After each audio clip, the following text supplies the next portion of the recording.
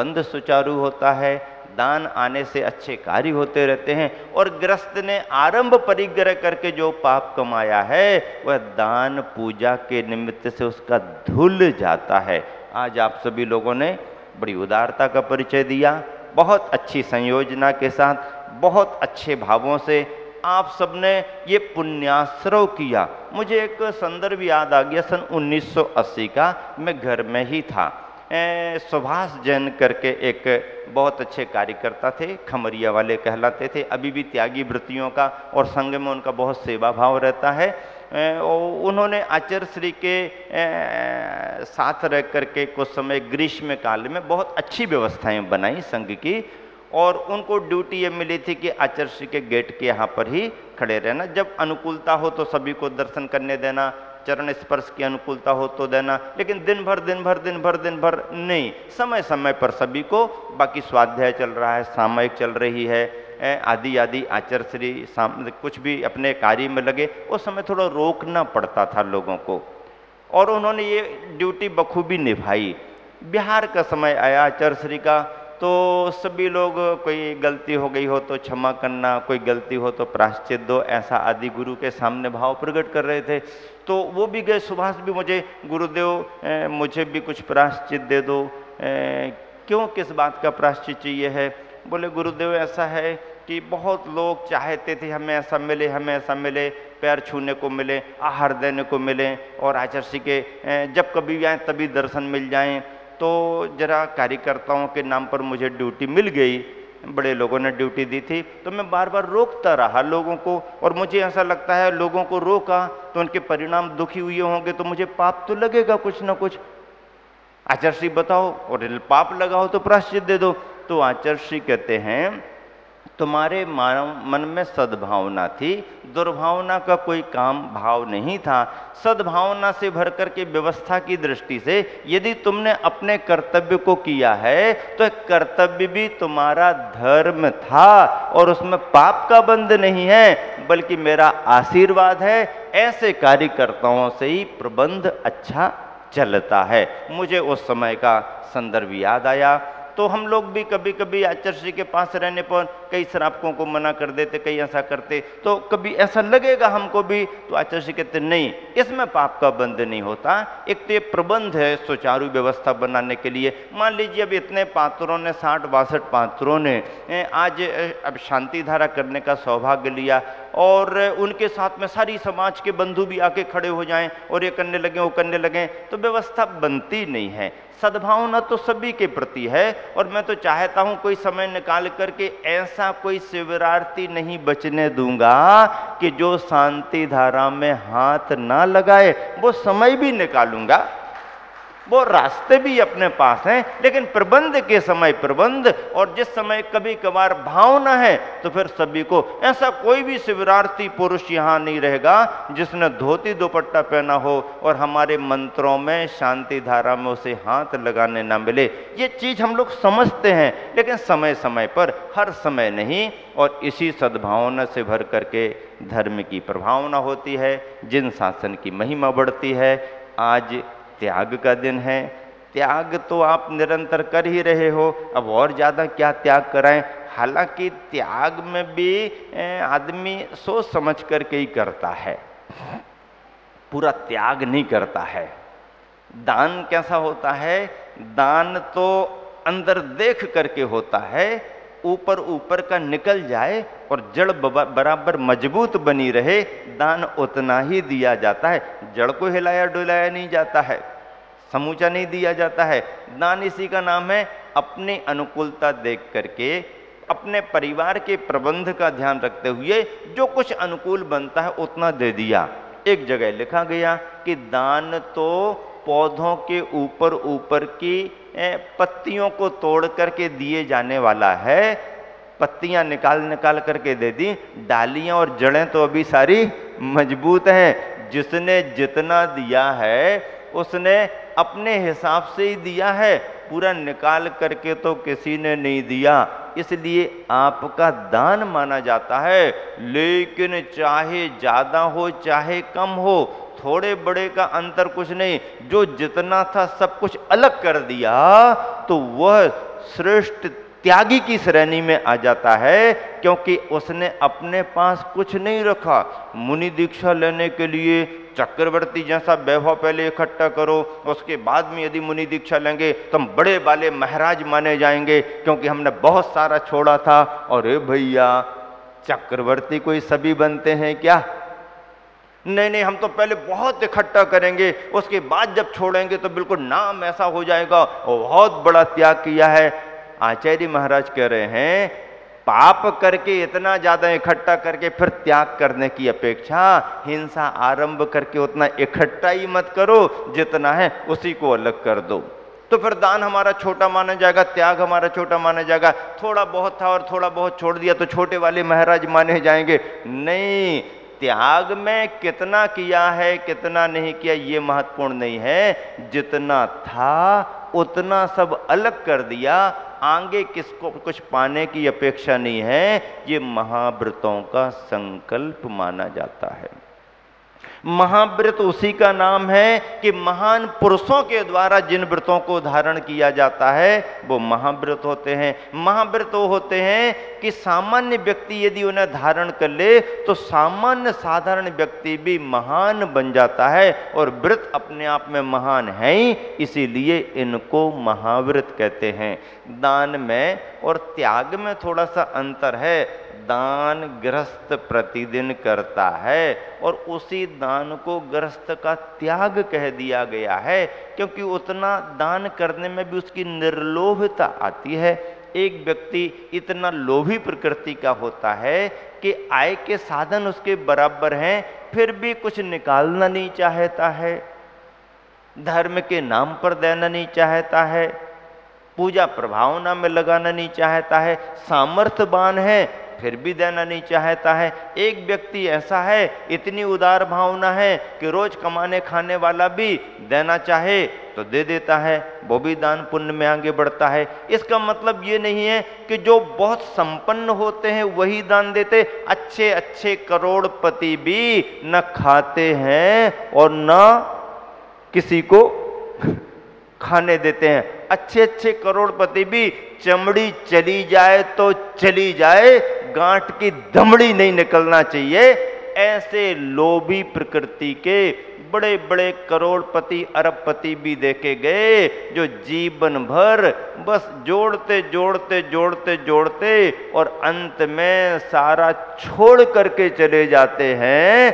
तो नीतिकार कहते हैं ऐसा महाकंजूस भी बहुत बड़ा दानी अंत में हो जाता है, जिसने कमाया बहुत, इकट्ठा बहुत किया, न अपने लिए लगाया न दूसरे को लगाया और सारा छोड़ करके चला गया, वो भी तो बहुत बड़ा दानी। मरने के बाद का दानी है, जीते जी दानी नहीं है।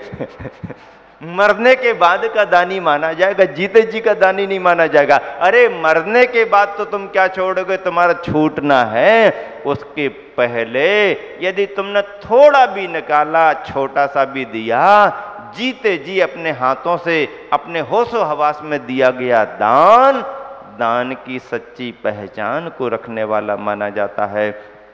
और जब देने का भाव आता है तो रोज कमाने खाने वाला भी धर्म के नाम पर, भलाई के नाम पर, कल्याण के नाम पर, अपने कर्तव्य के नाम पर रोज कमाने खाने वाला भी दे जाता है, तो उसकी भी दान वीरों में धीरे धीरे पहचान बनने लगती है।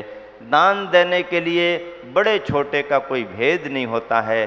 दान देने में तो अपने मन की उदारता और त्याग का भाव होता है।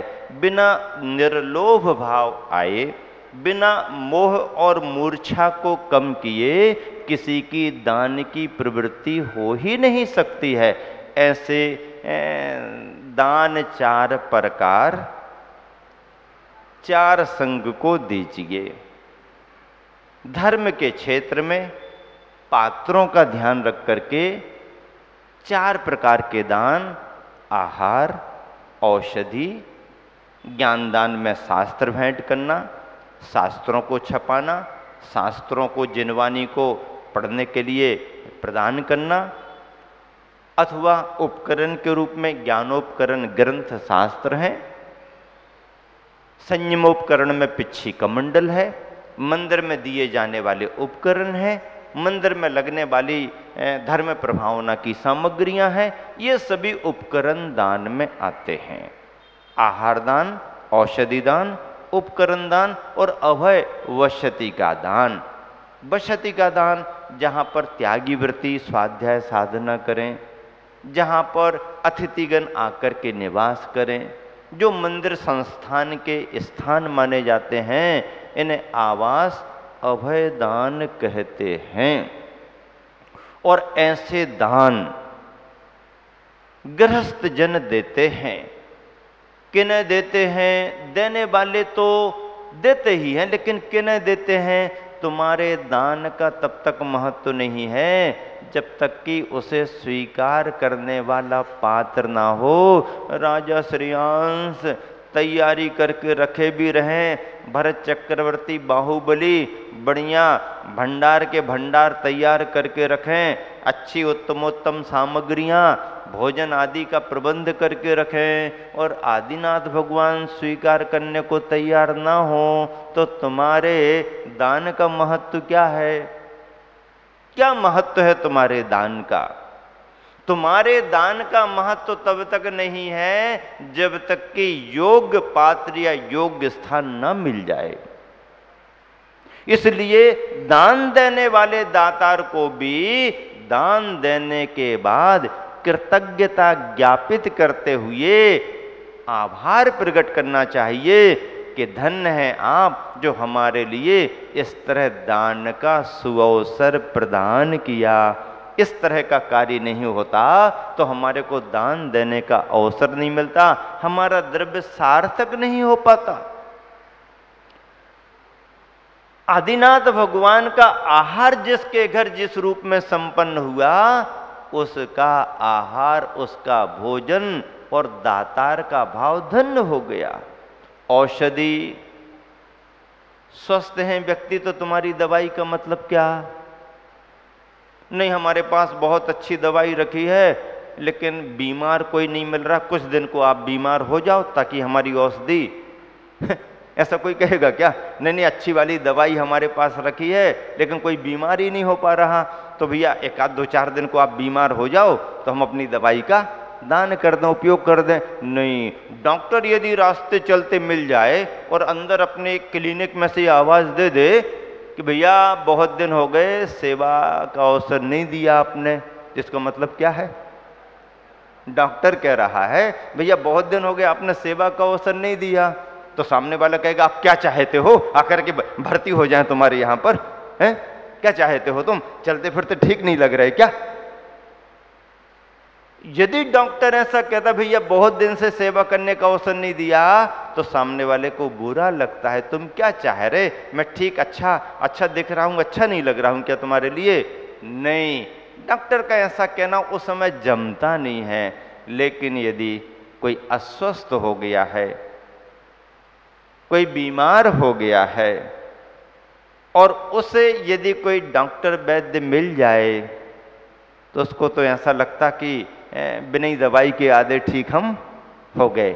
अभी देखो शिवरात्रियों में भी मौसम की थोड़ी उष्णता से कभी कोई छठवां उपवास है, 7वां उपवास है, 5वां उपवास है, और अपने समाज के बंधु जो डॉक्टर हैं कितना ध्यान रख रहे हैं, कितनी फ्री सेवा दे रहे हैं। जरा सा भी फोन पहुंच जाए तुरंत आकर के भैया कौन है, कहाँ पर है, क्या आया, कैसा हुआ, तुरंत भी वो अपना सहयोग करे। कितनी बड़ी सेवा है, बहुत बड़ी सेवा है। बाहर से आए हुए भी जो अपने उसमें दक्ष हैं वो स्वयं अपने शिविरार्थियों को पहचानते हैं और अपने समय समय पर पहुंच जाते। कई बार तो शिविरार्थियों को डॉक्टर के ऊपर की दवाई भी काम नहीं करती है तो फिर शिविरार्थी खांसते हुए धीरे धीरे हिलते डुलते आ जाता है। 2 जन पकड़ के ले आते, महाराज जी 6वां है, महाराज जी 7वां है, अकेला पानी ले रहे हैं, तबीयत थोड़ी सी नरम गरम हो रही है, लाओ लाओ लाओ, और बढ़िया अपने जरा सिर पर हाथ रख करके ओम रूम चूम फट किरिटिम शांति धारा हो गई। ऊर्जा आ जाती है, उत्साह बढ़ जाता है, उसको लगता है कि अब तो बिन दवाई के भी ठीक हो जाएंगे, और कह देने से दवाई लेने की जरूरत भी नहीं पड़ती। ऐसे कई से विद्यार्थियों को बेचैनी में, नहीं कुछ नहीं, मैं आपको बताता हूँ, ऐसा करो वैसा करो, और जरा थोड़ा सा रेस्ट मिला, आराम मिल गया। पिछली बार खांदू कॉलोनी में एक युवा प्रतिवर्ष 10 उपवास करता था, पिछले बरस भी उसने किए, पर पता नहीं चौथे पांचवें उपवास के बाद उसकी प्रकृति कुछ विरुद्ध हो गई, और रात में 1:30 बजे उसकी क्या प्रकृति रही, और उसके परिवारीजन और उसके जो साथी वगैरह हैं वो 1:30 बजे रात को हमारे वहाँ आ गए। अब हमारा तो विश्राम करने का समय था, लेकिन उनको लगा कि अब महाराज जी के पास ही काम बनेगा, बाकी तो ये गड़बड़ हो जाएगा। ऐसी स्थिति में उसको पकड़ पकड़ कर लेके आया, उससे चलते ही नहीं बन रहा, और बार बार उसको हिचकियाँ आ रही, ये हो रहा वो हो रहा। जैसे उनकी आवाज आई, नींद खुल गई, उठ के देखा, अरे महाराज बहुत तबीयत खराब है और बेचैनी बहुत हो रही है, उपवास है। वैसे हर साल ये करता था, लेकिन इस साल थोड़ी बेचैनी हो रही है, क्या करें कैसा करें।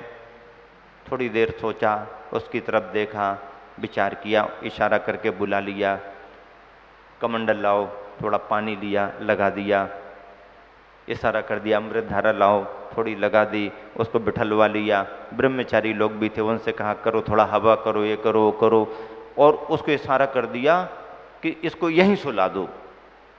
वहीं चटाई बिछवाई, उसको वहीं सुला दिया, चुपचाप इशारा कर दिया कि सो जाओ, किसी को देखना नहीं, आंख बंद कर लो। थोड़ा सा उसको यूं करके कर दिया इशारे से, ब्रह्मचारियों ने सुला दिया, चटाई उड़ा दी।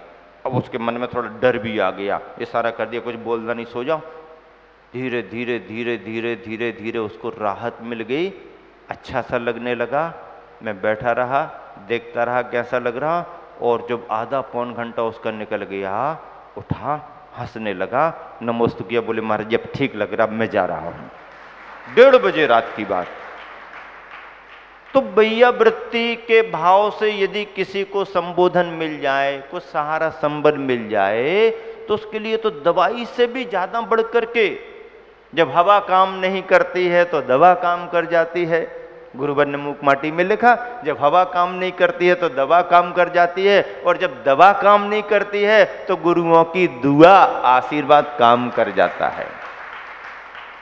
अपने गुरुवर यही तो करते, कल बताया ना, वो देते क्या हैं, केवल करुणा भाव से देख लेते हैं, एक नजर उठा करके देख लेते हैं, और उनकी करुणा का आशीर्वाद उस बीमार दया के पात्र पर इतना पहुंच जाता है कि बिन दवाई के भी उसमें चैतन्यता आ जाती है। एक गुरुवर का प्रभाव है, इसलिए तो गुरुवर को कुछ करने की जरूरत ही नहीं पड़ती है।